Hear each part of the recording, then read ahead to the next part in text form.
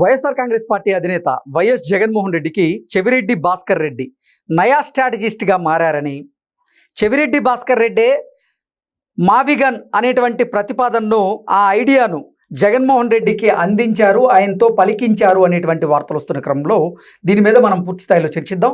ప్రస్తుతం మనతో పాటున్నారు ప్రముఖ రాజకీయ విశ్లేషకులు లింగమనేని శివరాం ప్రసాద్ గారు. వారితో మాట్లాడదాం.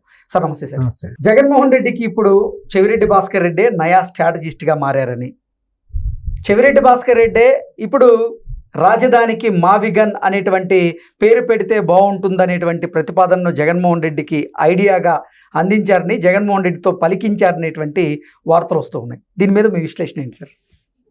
దీని మీద అసలు విశ్లేషణ ఏముంటుంది? ఇప్పుడు ఒక విధంగా మావిగన్ అది ఏంటది? మావిగన్ అంటే ఏంటి, మీనింగ్ ఏంటి? అంటే జగన్మోహన్ రెడ్డి చెప్పారు కదా సార్, మచిలీపట్నాన్ని, విజయవాడని, గుంటూరుని కలుపుతూ 121 కిలోమీటర్ల ఆ ప్రాంతంలో రాజధాని రావాలి. రాజధాని రావాలంటే ఇప్పుడు సిఆర్డిఏ అని పెట్టారు. సిఆర్డిఏ అంటే ఏది, రాజధాని ప్రాధికార సంస్థ, రాజధాని ప్రాంతంలో ప్రాధికార సంస్థ. దానికి ఏదో షార్ట్ కట్ లో పెట్టారు. అది వదిలేసి అసలు ఇది మావిగన్ అంటే అసలు దాని మీనింగ్ ఏంటనేది ఎదుర్కొంటారు ఎవడన్నా? అంటే జగన్మోహన్ రెడ్డి రాజధానికి సంబంధించి ప్లాన్ బి తెర మీదకి తీసుకొచ్చి, ప్లాన్ బి, ప్లాన్ ఏ, మచిలీపట్నంలో ఎంఏని, అలాగే విజయవాడలో విఐని, గుంటూరులో జియుఎన్, వీటన్నింటినీ కలిపి మావిగన్ అంటారు. అదే అంటున్నాను. స్ట్రాటజీస్లు పెట్టుకున్నారో లేకపోతే ఎవరో సర్వే చేసి ఎవరు ఆమోదంతో చెప్పారో ఏం లేదు అక్కడ. ప్రజలేమన్నా ఆ విధంగా కోరుకున్నారా? ప్రజలేమన్నా మావిగా సర్వే అంటే అదే కదా, ప్రజల నుంచి మీరు అభిప్రాయ సేకరణ చేయాలి. చేశారా? ఆ ప్రాంతంలో వాళ్ళని చేశారు, లేకపోతే రాష్ట్రంలో ఏ ప్రాంతం వాళ్ళని చేశారు, ఎక్కడి నుంచి అడిగారు మీరు? అసలు ఆ కన్ఫ్యూజన్ ఏంటి మీలో?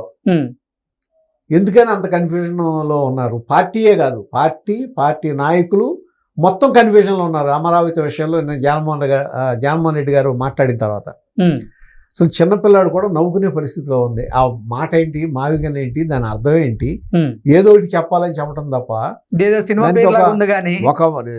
ఒక ప్రాంతం, ఒక ఐడెంటిటీ కావాలంటే దానికి ఒక చారిత్రాత్మక ఇది ఉండాలి, లేదంటే ఒక మంచి పేరు ఉండాలి, దానికి ఒక అర్థం ఉండాలి.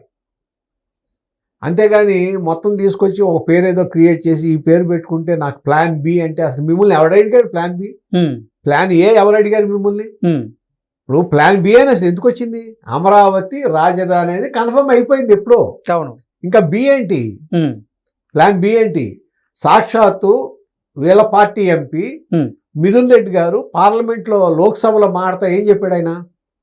రాజధాని ప్రాంతంలో అమరావతి రైతులు వాళ్ళ భూములు త్యాగం చేశారు, వాళ్ళ భూములు రాజధాని కోసం ఇచ్చారు, వాళ్ళకి ఎంతవరకు న్యాయం జరగల, వాళ్ళకి సంబంధించిన ల్యాండ్స్ ఇంకా వాళ్ళకి ఇవ్వలేదు మీరు, వాళ్ళకి ఏదో మామూలు నామినల్ అమౌంట్స్ వెళ్తున్నాయి తప్ప వాళ్ళకి న్యాయం జరగల, అదన్నీ జరక్క ఒక రైతు గుండె ఆగి చనిపోయాడు అని వాళ్ళ మీద మీరేదో సానుభూతి చూపించారు.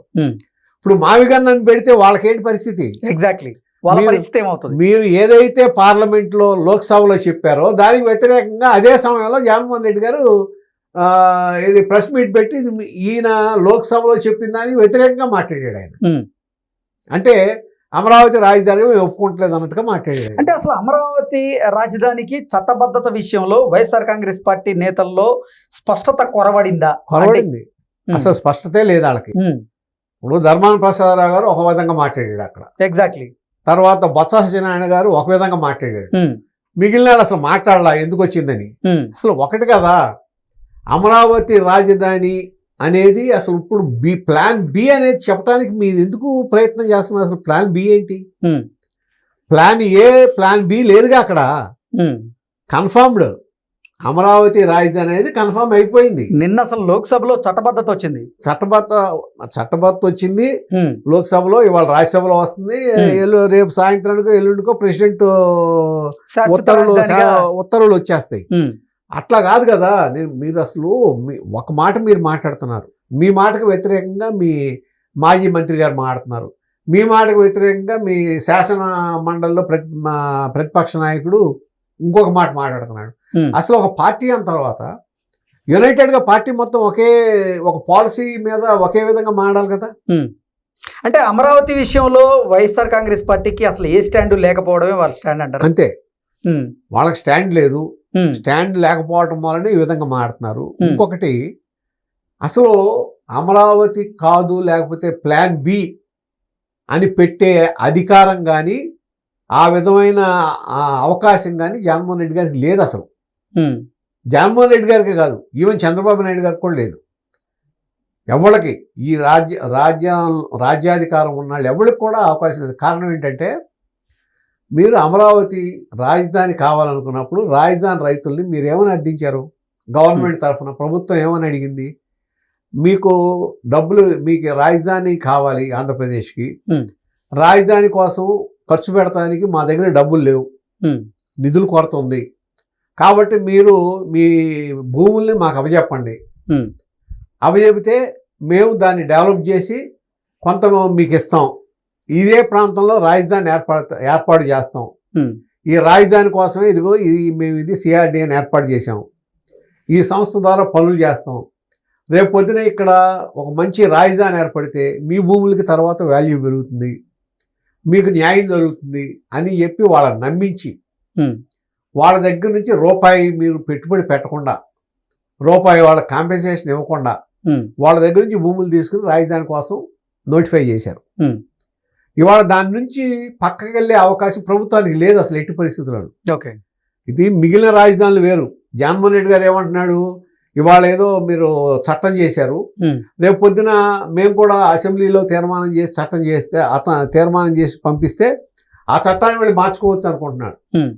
మామూలు రాజధాని విషయంలో ఆ విధంగా జరగొచ్చేమో, అమరావతి విషయంలో జరగడానికి వీలు లేదు. కారణం ఏంటంటే, మీరు ప్రభుత్వం రైతులతో ఒప్పందం చేసుకుంది, మీరు దాంతో ఒక చట్టం దాని ప్రకారం ఒప్పందం ప్రకారం మీరు ఉండాల్సిందే, అది లేకపోతే బ్రీచ్ ఆఫ్ కాంట్రాక్ట్ అవుతుంది, లేకపోతే బ్రీచ్ ఆఫ్ ట్రస్ట్ అవుతుంది, ప్రభుత్వం బ్రీచ్ ఆఫ్ ట్రస్ట్ అవడానికి వీలు లేదు. అదే కదా, దాని మీదే కదా మన కోర్టులన్నీ అమరావతిలో మీరు బిల్లు పెడితే, 3 రాజధానులు బిల్లు పెడితే కోర్టులు వ్యతిరేకంగా మాట్లాడింది దాని గురించే కదా. సుప్రీంకోర్టులో కూడా మీకేం రిలీఫ్ రాలేదు కదా. సుప్రీంకోర్టుకు వెళ్ళినప్పుడు ఎప్పుడైతే మీరు అమరావతిలో ఏదో ఇన్సైడర్ ట్రేడింగ్ జరిగింది, ల్యాండ్స్లో డబ్బులు ఇదయింది అంటే సుప్రీంకోర్టు ఇన్సైడర్ ట్రేడింగ్ జరిగింది అనే మాట వాడటానికి కూడా వీల్లేదని చెప్పి అడ్డంగా కొట్టేశారు కదా. అవును, అదన్నీ జరిగిందిగా ఆ రోజున. అంటే మీరు మార్చే అవకాశం, మీరు అధికారంలో 151 సీట్లు వచ్చినప్పుడే మీరు చేయలేకపోయారు. ఫుల్ మెజార్టీ ఉండి మీకు రాజ్యసభలో, అదే మన అసెంబ్లీలో, అలాగే కౌన్సిల్లో కూడా మీకు 2/3 మెజార్టీ ఉన్నప్పుడు కూడా మీరు చేయలేకపోయారు. రేపెట్లా చేయగలరు? ఇవాళ అనేక సార్లు జగన్మోహన్ రెడ్డి గారు వాళ్ళ పార్టీకి సంబంధించిన ప్రశ్నించారు, రాజధానిని మీరు నోటిఫై చేయలేదు, ఎక్కడ నోటిఫై చేశారండి? నోటిఫై చేశారు యాక్చువల్గా. ఎప్పుడైతే అమరావతి అన్నారో వెంటనే నోటిఫికేషన్ వచ్చింది. అట్లాగే హైకోర్టు ఏర్పాటు చేసేటప్పుడు కూడా దాంట్లో హైకోర్టు ఆర్డర్స్లో హైకోర్టు ఎట్ట అమరావతి అని పెట్టారు. ఏపీ ఆంధ్రప్రదేశ్ హైకోర్టు ఎట్ట అమరావతి అనే వచ్చింది. అనేక దాంట్లో ఎన్జిటి తీర్పులో కూడా అమరావతి రాజధాని అని వచ్చింది. సరే, ఇప్పుడు మీరు అన్నదానికి పూర్తి స్థాయిలో ఈ సవరణ ద్వారా ఇది మన ఈ చట్టం ఉంది కదా, ఇది విభజన చట్టం 2014లో మార్పులు చేయటం ద్వారా, ఇది ఆ సెక్షన్ 5 సబ్సెక్షన్ 2లో మార్పులు చేయటం ద్వారా అమరావతి రాజధాని చెప్పి ఆ రోజున, అంటే తెలంగాణకి హైదరాబాద్ రాజధానిగా, ఆంధ్రప్రదేశ్ రాష్ట్రానికి అమరావతి రాజధానిగా విభజన చేస్తున్నాం అనేది ఇప్పుడు ఏర్పడుతుంది. అంటే పార్లమెంటు తీర్మానం చేసింది, పార్లమెంట్ తీర్మానం ప్రకారం ఏర్పడుతుంది. మళ్ళీ దాన్ని మార్చాలంటే పార్లమెంటే తీర్మానం చేయాలి. అయినా సరే ఇప్పుడు జగన్మోహన్ రెడ్డి గారు లాంటి వాళ్ళు మాట్లాడే మాటలు ఉన్నాయి కదా, ఒకవేళ ఆ ఆపద కూడా తప్పించుకోవాలంటే అట్లాగా రాజ్యాంగంలో షెడ్యూల్ 9లో పెట్టాలి. ఇది దాంట్లో ఏంటంటే, ఈ అమరావతికి సంబంధించి దీన్ని ఆమోదించి కేంద్రం, అంటే ఎందుకంటే కాంగ్రెస్ పార్టీ కూడా అనుకూలంగా ఉంది కాబట్టి లోక్సభలో రాజ్యసభలో ఆమోదించి షెడ్యూల్ 9లో పెట్టేస్తే, మళ్ళా దాన్ని ఏమన్నా మార్చాలనే ప్రయత్నం చేస్తే కూడా 2/3 మెజారిటీతోనే మార్చాల్సి వస్తుంది.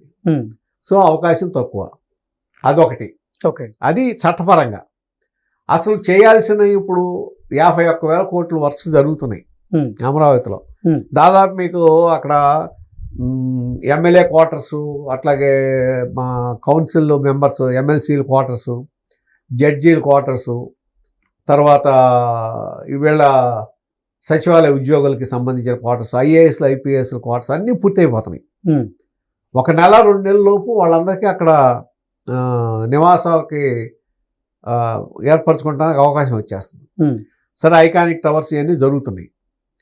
తర్వాత ఏంటంటే ఏదైతే దాంట్లో ఒక్క పార్లమెంట్లో మిథున్ రెడ్డి గారు లోక్సభలో లేవనెత్తిన దాంట్లో ఒక్కదానికే వ్యాలిడిటీ ఉంది.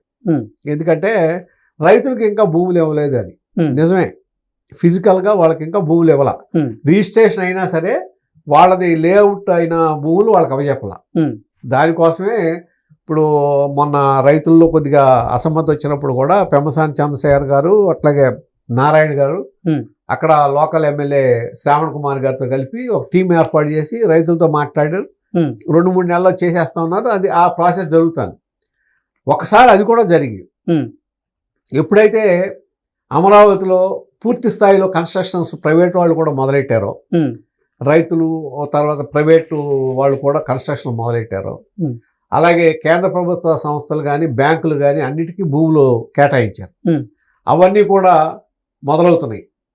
వాటి నిర్మాణాలు కూడా పూర్తి అయిపోయి, అట్లాగే యూనివర్సిటీస్ వస్తున్నాయి. XLRI యూనివర్సిటీ వస్తుంది. తర్వాత మన బిట్స్ పిల్లాని వాళ్ళు కూడా ఒక క్యాంపస్ పెడుతున్నారు ఇక్కడ. SRM, విట్టు, ఇంకేదో యూనివర్సిటీ వచ్చినాయి. ఇంకా కొన్ని రావటానికి రెడీగా ఉన్నాయి. అవన్నీ కూడా త్వరితంగా మొదలైతే అమరావతిలో ఒక ఏదైతే ఇంతకు ముందు అన్నారో అక్కడ ఏదో జనసంచారం లేదు, ఇవన్నీ పూర్తి స్థాయిలో మొదలైతే ఆటోమేటిక్గా అక్కడ మీకు ఒక పని జరుగుతున్నట్టు కనపడుతుంది సార్. అట్లాగే ఇవన్నీ జరుగుతాయి. ఇవన్నీ జరిగినప్పుడు ఏమవుతుందంటే అప్పుడు నీకు యాక్టివిటీ కనపడినప్పుడు దాన్ని మార్చడానికి ఎవరి తరం కాదు. ఎగ్జాక్ట్లీ.